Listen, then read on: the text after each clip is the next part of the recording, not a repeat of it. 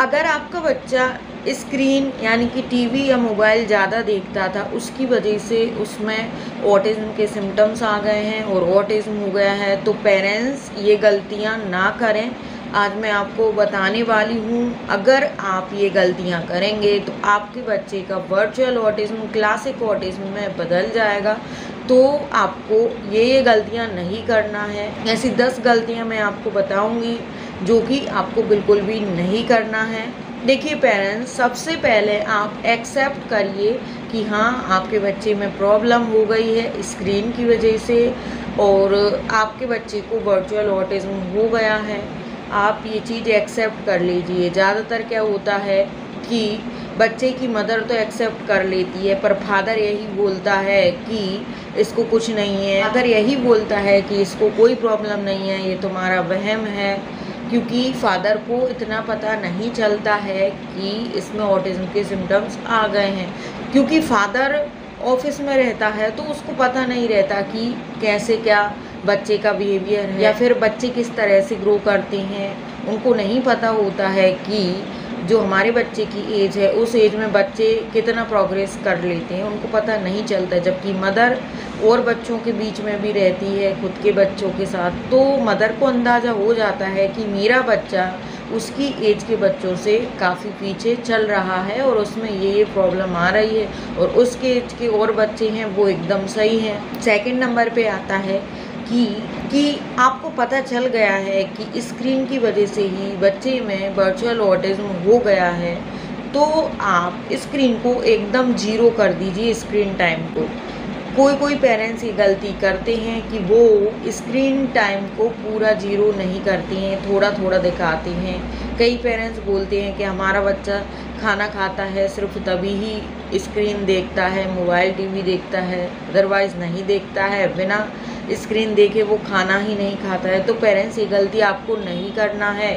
एक बार screen zero कर दी, आपको पता चल गया कि स्क्रीन से इतनी बड़ी प्रॉब्लम हो गई है आपके बच्चे को, तो दोबारा क्यों दिखाना। चाहे बच्चा कितनी ही जिद करे या खाना भी नहीं खाए तो भी आपको स्क्रीन नहीं दिखाना है। बच्चा एक दिन खाना नहीं खाएगा, दूसरे दिन नहीं खाएगा, बाद में बच्चा खाने लगेगा। तो पेरेंट्स ये बात ध्यान रखिएगा। थर्ड नंबर पे आता है कि आप थेरेपी सेंटर के भरोसे मत बैठिए। आपने अगर बच्चे के लिए थेरेपी सेंटर उसको थेरेपी देने का सोच लिया है या आप दिलवाते हैं, तो आपको उसी के भरोसे नहीं रहना है, क्योंकि वहाँ पे तो कुछ टाइम के लिए ही, हफ्ते में 2-3 दिन ही 1 घंटे के लिए थेरेपी होती है, पर पूरा टाइम, मैक्सिमम टाइम बच्चा आपके घर पे आपके साथ स्पेंड करता है। तो आपका फ़र्ज़ बनता है कि आप उसको सिखाइए, आप उसको ठीक करिए।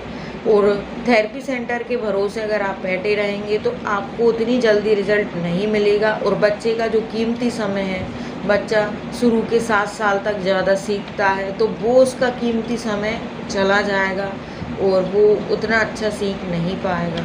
अब फोर्थ नंबर पे आता है कि आप मेड अगर आपके घर में है तो आप उसके भरोसे छोड़कर जॉब पे मत जाइए। कुछ महीने के लिए आप अपनी जॉब छोड़ दीजिए बच्चे की खातिर। आप सोचो कि हम जॉब पे चले जाएं और बच्चे को मेड के भरोसे छोड़ जाएं, तो देखिए, माँ से बढ़कर या पापा से बढ़कर कोई भी बच्चे पे काम नहीं कर सकता है।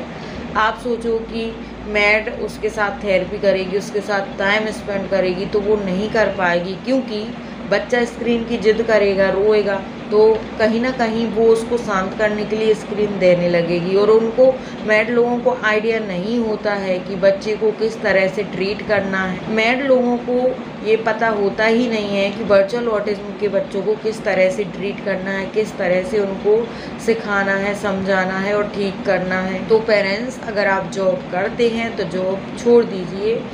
2 पेरेंट्स होते हैं, मदर फादर, उनमें से आप एक घर पे रुकिए बच्चे के साथ। नेक्स्ट 5th नंबर पे बहुत से पेरेंट्स ये गलती करते हैं कि हमारे बच्चे को वर्चुअल ऑटिज़्म है, यानी कि स्क्रीन देखने से ऑटिज़्म हुआ है, तो हम उसकी स्क्रीन जीरो कर दें, फिर बच्चा अपने आप ही ठीक हो जाएगा, हमें कुछ करने की ज़रूरत नहीं।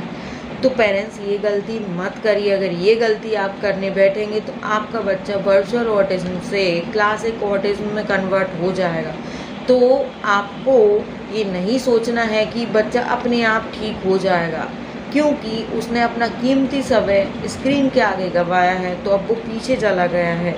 तो आपको ही उसको आगे लाना होगा और आपको उसके एज गैप को कवर करने के लिए बहुत ज़्यादा मेहनत करना होगा, उसके साथ टाइम स्पेंड करना होगा। आप जब तक बच्चे के साथ काम नहीं करेंगे उसमें इम्प्रूवमेंट नहीं आएगा, और ऐसे ही बच्चे को छोड़ देंगे आप तो बच्चा उतनी जल्दी इम्प्रूवमेंट नहीं ला पाएगा। पेरेंट्स अगर सही समय पे सही तरीके से बच्चे पे ध्यान नहीं दिया गया तो आपके बच्चे का वर्चुअल ऑटिज्म क्लासिक ऑटिज्म में कब बदल जाएगा आपको पता भी नहीं चलेगा। एक बार वर्चुअल वाला बच्चा क्लासिक ऑटिज्म में आ जाएगा तो उसको घर पे ठीक करना पॉसिबल नहीं होगा, उतनी जल्दी आप ठीक नहीं कर पाएंगे और बच्चा फिर बड़ा होने लगेगा और उसका जो इनिशियल एज है, जो कीमती समय है जिसमें बच्चा जल्दी सीखता है, वो उसका टाइम निकल जाएगा।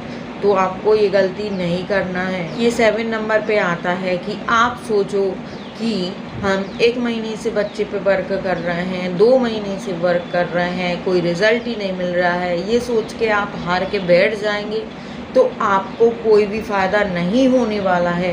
भले ही वो क्लासिक ऑटिज्म हो या वर्चुअल ऑटिज्म हो, आप बच्चे पे वर्क करेंगे तो सालें भी गुजर जाती हैं, तब बच्चा वो चीज़ अचीव कर पाता है।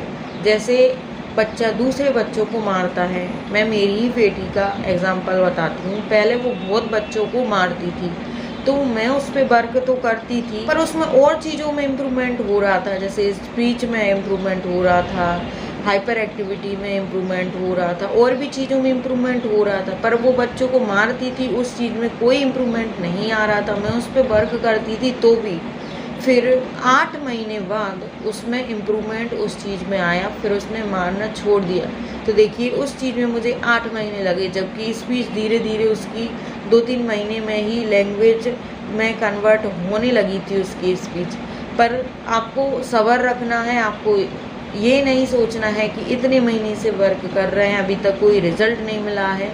आपको अचानक से रिज़ल्ट मिलेगा और आप खुद चौंक जाएंगे। बस आपको हार नहीं मानना है और बच्चे के साथ काम करना नहीं छोड़ना है। नेक्स्ट है, देखिए वर्चुअल ऑटिज्म में बच्चों में बहुत ज़्यादा सिम्टम्स नहीं होती हैं। जैसे क्लासिक ऑटिज्म में बच्चे में जो जो सिम्टम्स होते हैं वो सारे वर्चुअल ऑटिज्म में सिम्टम्स नहीं होते हैं। वर्चुअल ऑटिज्म के बच्चों को कुछ कुछ सिम्टम्स होते हैं, जैसे हाइपर एक्टिविटी होना या फिर स्पीच में प्रॉब्लम या फिर सेंसरी में प्रॉब्लम, और बाकी ज़्यादा प्रॉब्लम्स नहीं होती है। तो आपको क्या करना है कि कई पेरेंट्स ये गलती करते हैं कि वर्चुअल ऑटिज्म के बच्चों को क्लासिक ऑटिज्म के बच्चों जैसे ट्रीट करने लगते हैं और सभी तरह की एक्टिविटी और थेरेपी देने लगते हैं, जिससे आपका कीमती समय वेस्ट होता है। आपके बच्चे में वर्चुअल ऑटिज्म है तो आपको जो जो बच्चे के सिम्टम्स हैं उन पे वर्क करना है, उनको ठीक करना है। आपको सारी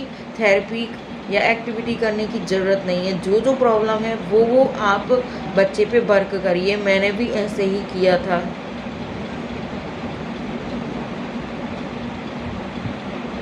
नाइन नंबर पे आता है कि आप अपने बच्चे को पूरा दिन एंगेज रखिए अपने साथ। आप जो भी काम कर रहे हैं, आप कुछ भी कर रहे हो तो साथ में बच्चे को रखिए, और किस तरह से आप बच्चे को रख के पूरा एक्टिविटी करा सकते हैं, पूरा दिन एंगेज रख सकते हैं, वो वीडियो भी मैंने आपको बताई हुई है, आप देख सकते हैं। आप अपने बच्चे को अकेला छोड़ने की गलती मत करिए, पूरा दिन साथ रखिए। अकेला अगर आप छोड़ेंगे तो बच्चा लॉस्ट हो जाएगा और उसका एज का जो कीमती समय है वो निकल जाएगा। तो आपको अकेले नहीं छोड़ना है, आपको पूरा टाइम उस पर वर्क करना है। 10 नंबर पे आता है कि कुछ पेरेंट्स ये गलती करते हैं कि वो ये देखते हैं कि चलो बच्चे में स्पीच में प्रॉब्लम है तो स्पीच पे वर्क कर रहे हैं। उन्होंने सोचा चलो सोशल बिहेवियर में प्रॉब्लम है तो सोशल बिहेवियर पे वर्क कर रहे हैं, और बाकी और जो बच्चे में प्रॉब्लम है उस पर वर्क नहीं किया जा रहा है। तो ये भी पेरेंट्स गलती करते हैं। बच्चा कब ठीक माना जाता है? बच्चा तब ठीक माना जाता है जब वो ऑल ओवर सभी क्षेत्र में आगे हो, सभी क्षेत्र में डेवलप हो, तभी बच्चा ठीक माना जाएगा।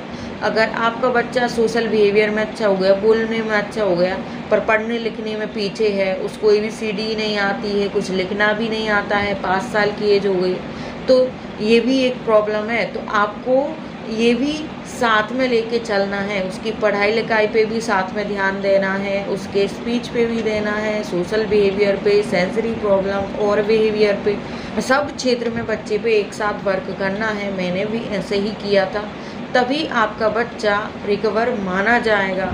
ऐसे नहीं माना जाएगा कि बोलने लगा तो रिकवर हो गया। सब कुछ बच्चे का अच्छा होना चाहिए।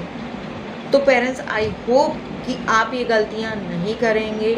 अगर ये गलतियाँ आपने की तो आपके बच्चे में प्रॉब्लम्स और बढ़ने लगेगी। तो पेरेंट्स, कुछ और पूछना है कमेंट करके पूछ सकते हैं। वीडियो अच्छा लगा हो तो लाइक शेयर कर दें, चैनल पर नए हैं तो सब्सक्राइब भी कर दें। तो चलिए आज के लिए बस इतना ही।